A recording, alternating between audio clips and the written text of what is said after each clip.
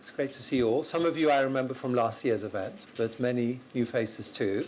So thanks for a warm introduction, Kathy. Reza Razavi, the Vice President, Vice Principal for Research for the university. So I was in your boat, I don't know, the ones who were postdoctoral researchers a fair few years ago now.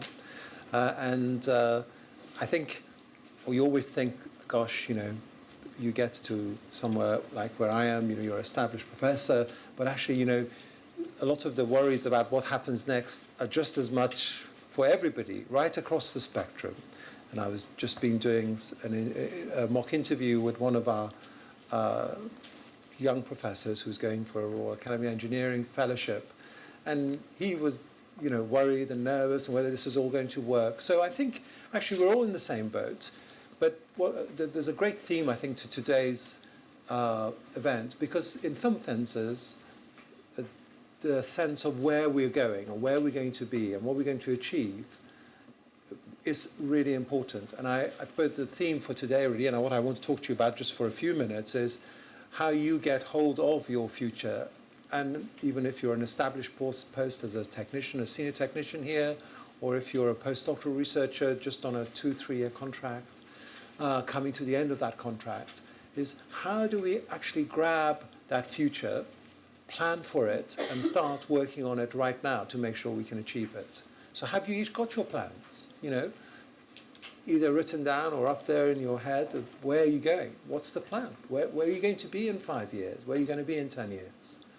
And I suppose if a lot of people think, well, I'm just going to be like the boss I'm working for now, and just go on and be a lecturer, a senior lecturer professor. Well, it could be very different. It could be that you'll be doing something very different. So the guy I was just doing the mock interview with, he spent 10 years in industry.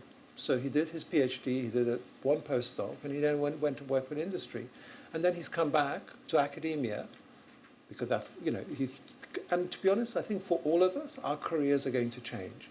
We're not going to always stick to one thing. It's not going to be like it was 30 years ago with basically do your PhD, you do your postdoc, you get a lecturer job, We're all in this new age of disruption going to be doing lots of careers. I'm probably going to be doing something else. I'll get sacked next week and be looking for some job, perhaps in the South Bank. I'll have to be serving you all burgers or something. But no, seriously, we will all be doing different careers. So I wouldn't just say, well, my plan is I am going to be a lecturer. So if that is your plan, that's great. Plan for it. What do you need to do that?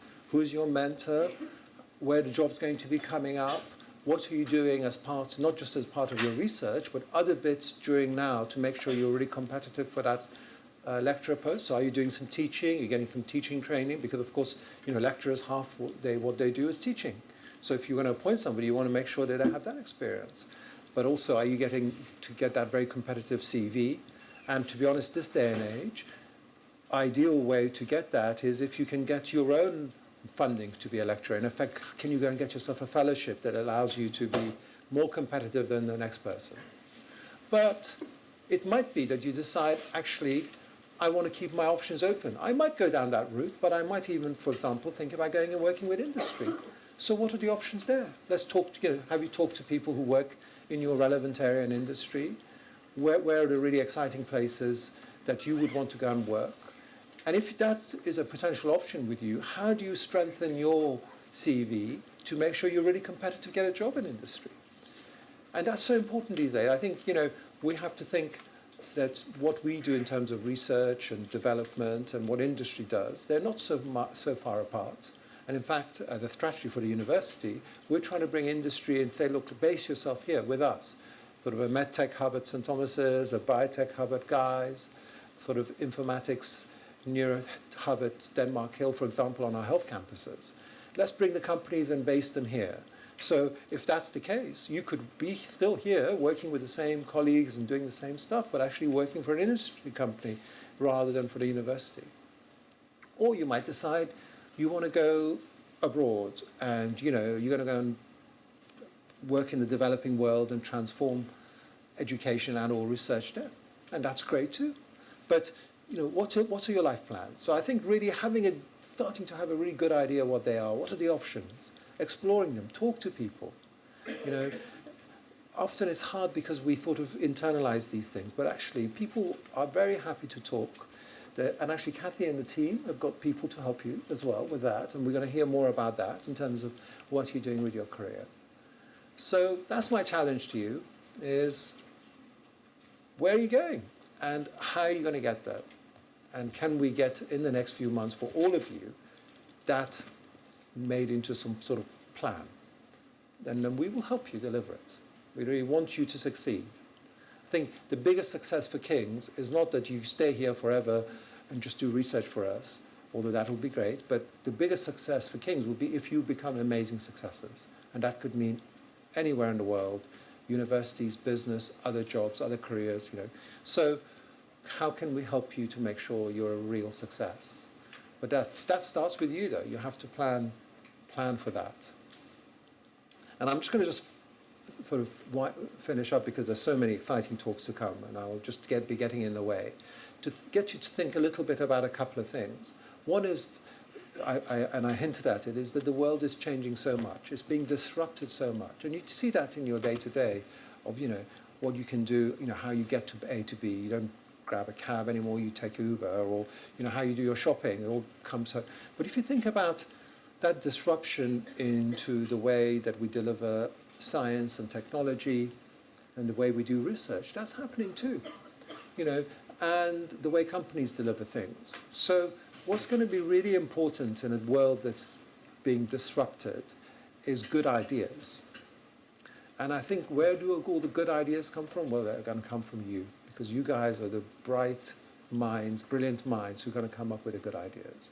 So think about not just how everything's been done before and I'm going to push the envelope a little bit that way, but that comes from multidisciplinarity. It comes about getting ideas from different areas and bringing it into your area. How are you going to disrupt the world with your wonderful research and development, and what you're going to do? So that's my first thought to you. And the second thought is a little bit that actually, I know a lot of you work very hard and worry about, oh gosh, I have to make sure I've got the next bit of funding if your funding is short term. But have confidence. You're all really good. In my experience, there are certainly nowhere enough good researchers compared to how much resources are available to do research. Certainly universities, we have a big shortage of finding good researchers. The government are putting very substantially more funding on research, so they're going to have to hire many more researchers to do it. And where are they going to come from? And there's all sorts of disruptions potentially with Brexit and other things as well. So you're in demand. I wouldn't lose confidence and say, well, I've got to worry about it.